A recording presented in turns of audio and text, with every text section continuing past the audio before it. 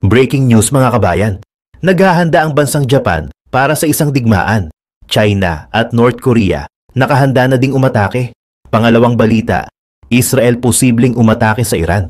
US Intelligence nagbunyag ng bagong impormasyon. Ikatlo sa ating mga balita, strike back ng Romania.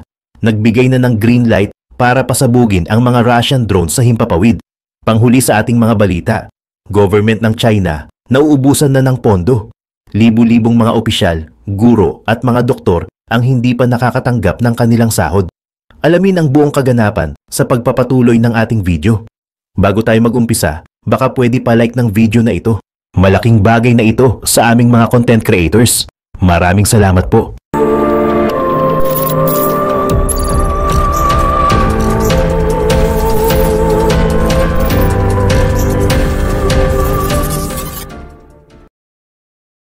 Nagkakagulo na naman sa rehiyon ng Asia Pacific at sa sentro ng tensyon ang bansang Japan.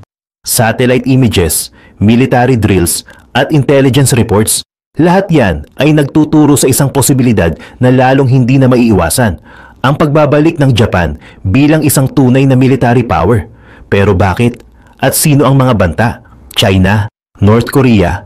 O baka parehong bansa? Ang kasalukuyang security conflict ng Japan ay nakaugat hindi lang sa kasaysayan, kundi sa kasalukuyang realidad ng kanilang rehiyon. Isang bansa na minsang kinatatakutan sa larangan ng digmaan, pero ngayon tila ba nakagapos sa isang pacifist constitution.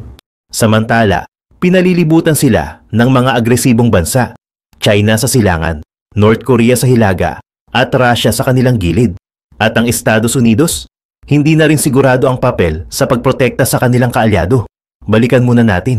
Sa late 1800s, kasunod ng Meiji Restoration, mabilis na nag-modernize ang Japan. Tinalo ang China noong 1895, sinundan ng Russia noong 1905, at sa 1930s, tuluyan ng lumawak ang kanilang ambisyon. Digmaan dito, pananakop doon, hanggang sa sumama na sila sa Axis powers noong World War II. Pero alam na natin ang naging ending.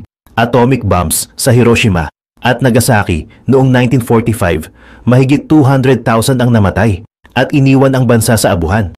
Dahil dito, isinilang ang 1947 Constitution, particular ang Article 9, na nagsasabing hindi na muling gagamitin ng Japan ang digmaan bilang paraan ng pagresolba ng mga conflict. Walang Army, Navy o Air Force. Yan ang malinaw na mensahe. Pero mga kabayan, may loophole. Hindi raw pwede ang offensive force, pero paano kung para sa depensa? At dito na nagsimula ang tanong na bumabagabag sa Japan hanggang ngayon. Hanggang saan ba ang depensang pinapayagan? Noong 1950, sumabog ang Korean War.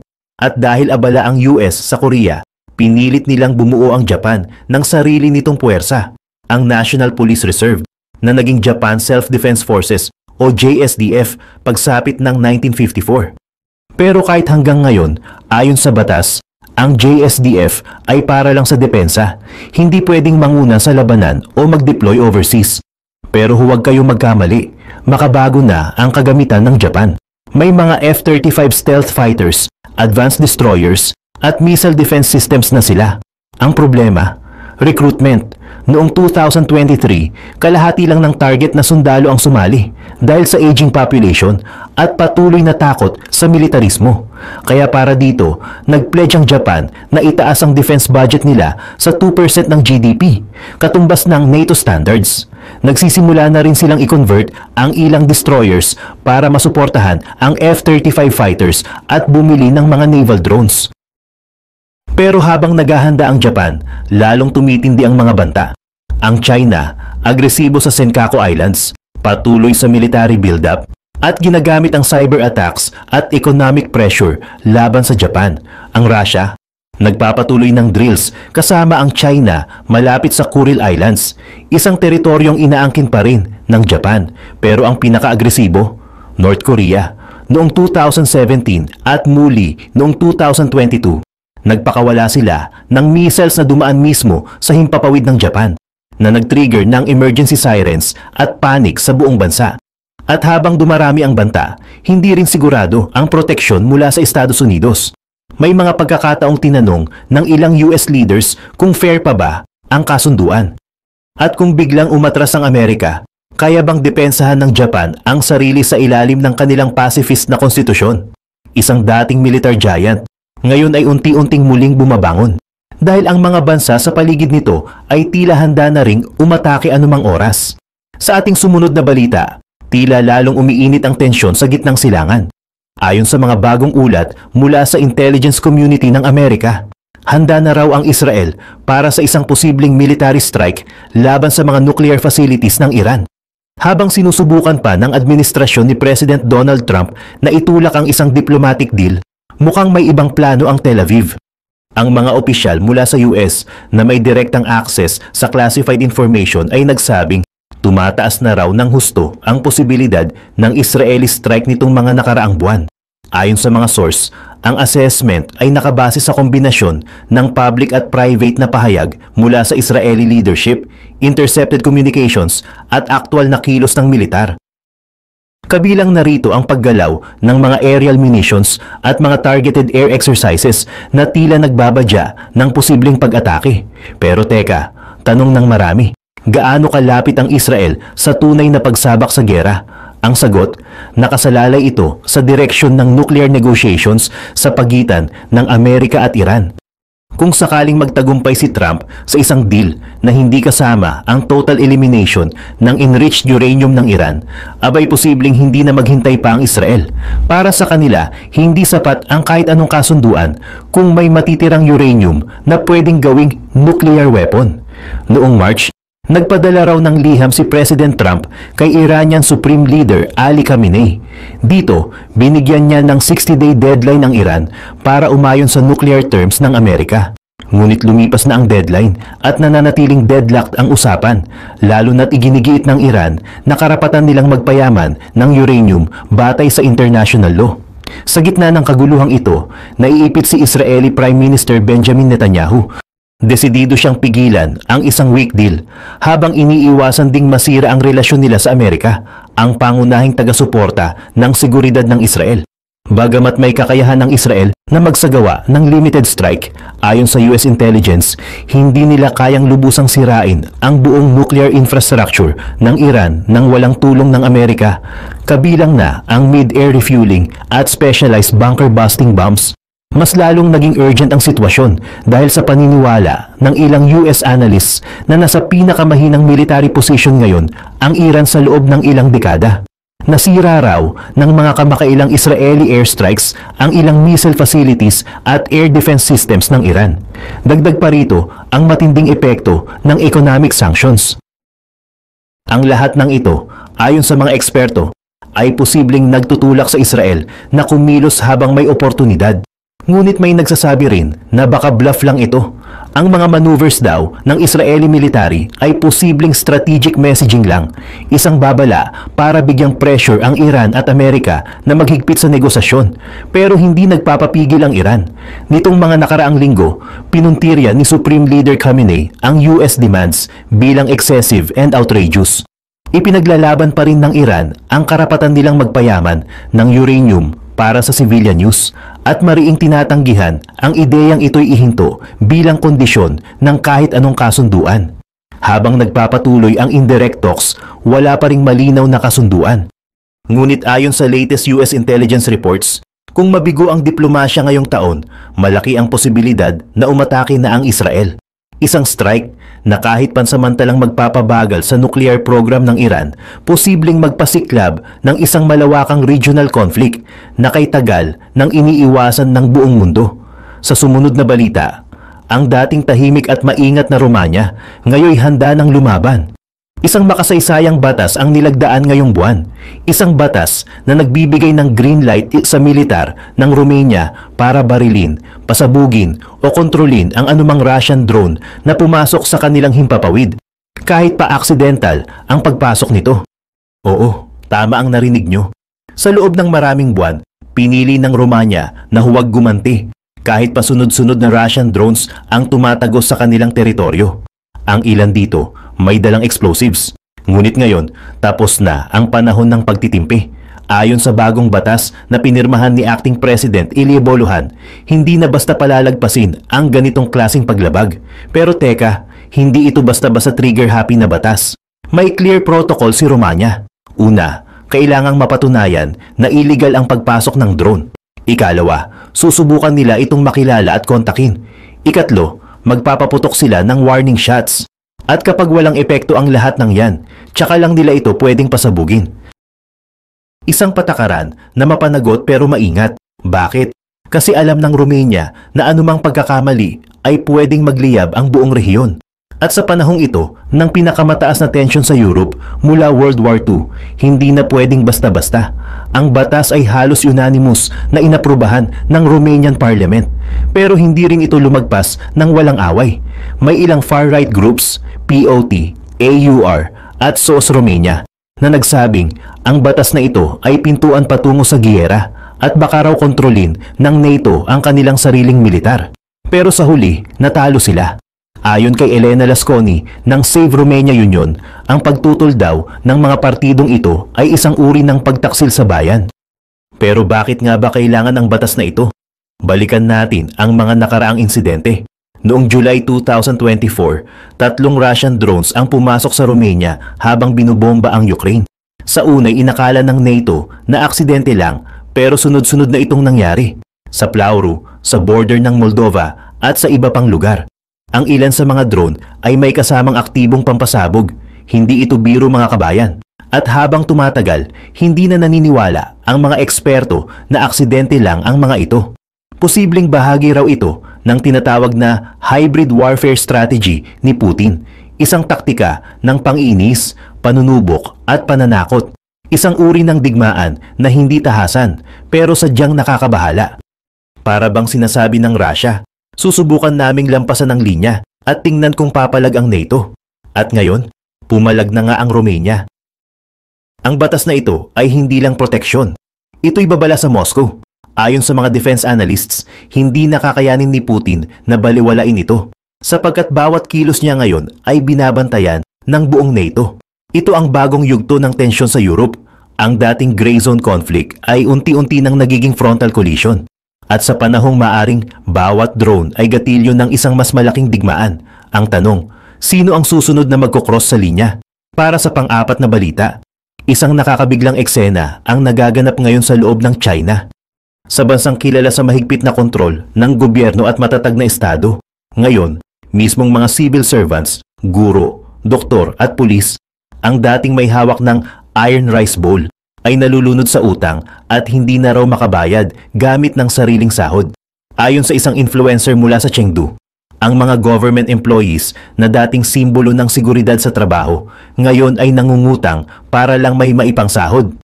At ito raw ay tip ng iceberg lang. Simula pa lang ito.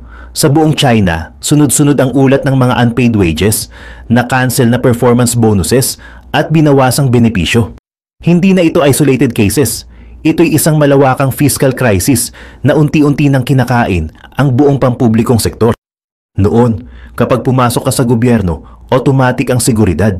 Ngayon, mismong mga empleyado ng local governments sa mga probinsya ang nagsasabing, wala na kaming natatanggap na sahod. Kung meron man, kulang pa sa dati.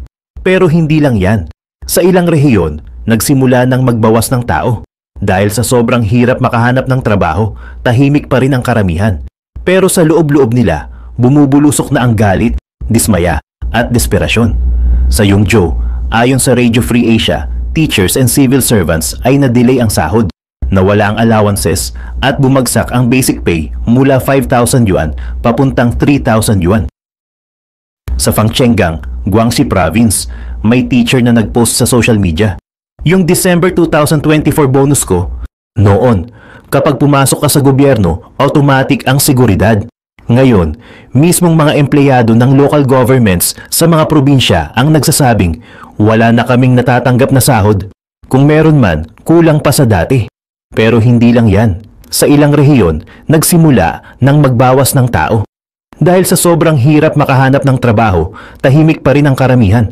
Pero sa loob-loob nila, bumubulusok na ang galit, dismaya at desperasyon.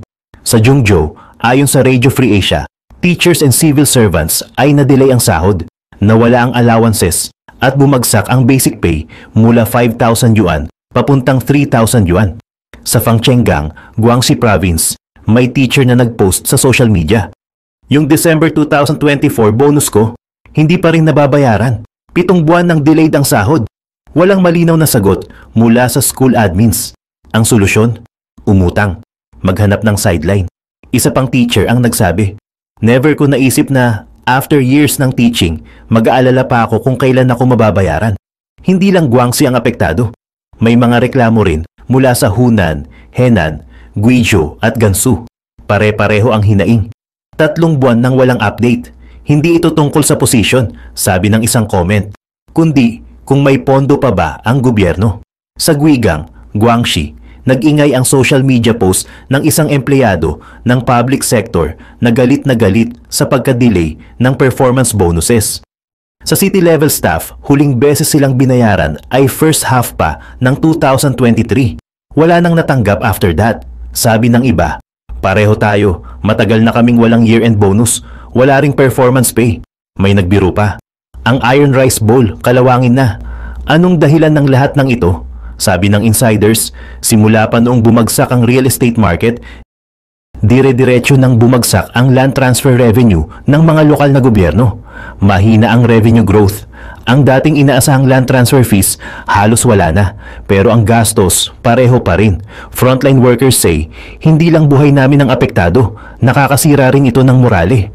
Ayon sa analyst, kung hindi maaagapan ang problemang ito, baka mauwi sa malawakang protesta at krisis ng trust. Sa nakalipas na 2 taon, maraming local government units ang nagsagawa ng tight budget policies. Pero imbes na umayos ang sitwasyon, lalong lumala. May nagsabi pa sa social media, stable ang gobyerno. Hindi, stable siyang wala ng pera. At ito ang pinakamasakit. Maraming kabataang public employees ang nagising sa realidad. Ang Iron Rice Bowl, basag na pala. May video vlogger na nagsabing, 8 out ng 10 friends ko sa government ngayon, iyak ng iyak sa utang. Noon, sapat pa raw ang sahod kahit may car allowance, housing subsidy at social insurance. Pero ngayon, kahit mortgage, hindi na mabayaran. Isa raw siyang anak ng teacher mula Yunnan na dati kumikita ng 10,000 hanggang 20,000 yuan per month. Pero simula raw ng poverty alleviation campaign ng CCP noong 2018, nagkanda-delay na ang bayaran. Ngayon, 8,000 hanggang 9,000 yuan na lang ang sahod. Sa Shandong, ayon kay Resident Licia, teachers at civil servants ay parehong naapektuhan. Sa mga township, ang sahod bumaba na sa 3,000 hanggang 4,000 yuan at delay pa ng 10 to 12 days. Hindi lang public workers ang inaatake, maging ang mga nurses at medical workers ay hirap na. Isang nurse sa Suzhou ang nagsabi, "Volunteer kami nung pandemic. Wala kaming bayad pero nagtrabaho kami buong gabi sa nucleic acid testing. Pero ngayong nag-end na ang pandemic, 7 hanggang 8 buwan nang walang sahod. Kahit social insurance, hindi bayad for 1 year. Walang assurance. Kahit ilang ulit magreklamo, ang sagot, hintayin lang natin." Ayon sa survey nitong January 2025 ng Tayan, public hospitals sa 18 provinces ang nagtapyas o nagdelay ng sahod at bonus ng medical staff. Maraming nurses ang nagresign ng sabay-sabay.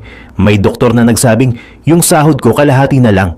May pulis pa na nagpost, 3,700 yuan na lang ang sahod ko, tapos sariling pera ko pa ang gas sa patrol car. Noong April 2025, lumabas pa ang ulat na 2 top-tier hospitals sa Shanghai ang magbabawas ng 30% sa kanilang staff. Sinaunang mga administrators na may sahod na 20,000 yuan, binaba sa 8,000 at ginawang patient guides. Yung mga dating taga-publicity department, 8 dati, ngayon 3 na lang. Iisa ang sentiment ng medical workers. Mas malaki pa sahod ng admin kaysa sa surgeon, pero kami ang naghihirap. Ano ba talaga ang ugat ng lahat ng ito? Ayon sa retired teacher na si Jialin Ming mula Hanan, simula pa noong bumagsak ang real estate sector, dire-diretso nang bumagsak ang land transfer revenue ng mga lokal na gobyerno. Ang dating halos 50% ng local revenue na galing sa benta ng lupa, ngayon halos wala na. Ayon sa China Index Academy, bumaba ng 14.3% ang land transfer revenue sa buong China noong 2024. Sa Hanan, lagpas 30% ang ibinaba. Sa Shandong at Guangdong, record lows. Kaya naman, may mga lokal na gobyerno gaya ng Jungjo District na nilista na bilang defaulter o hindi na makabayad sa utang. Ayon sa Ministry ng Finance, umabot na sa over 40 trillion yuan ang utang ng local governments nitong January 2025.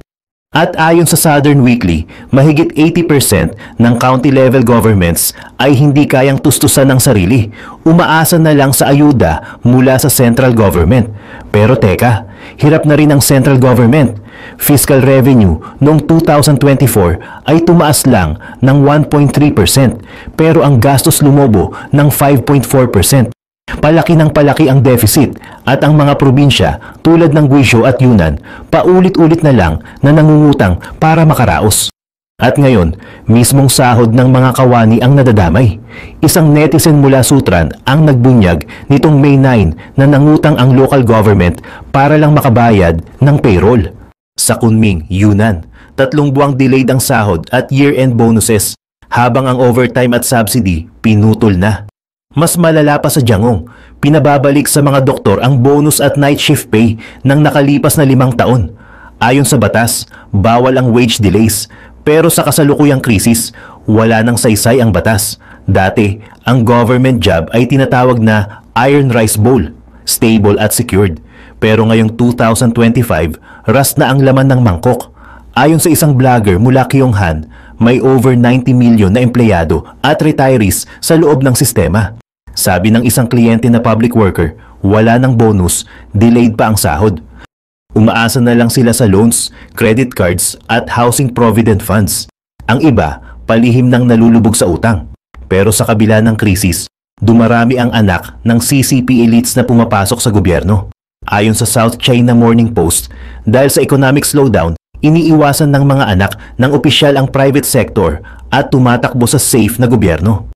Isang anak ng Politburo Standing Committee member, Deputy Director na agad sa Economic Department. Graduates pa raw ito ng top foreign universities. Samantala, ang ordinaryong empleyado, delayed ang sahod, walang bonus at naghihirap.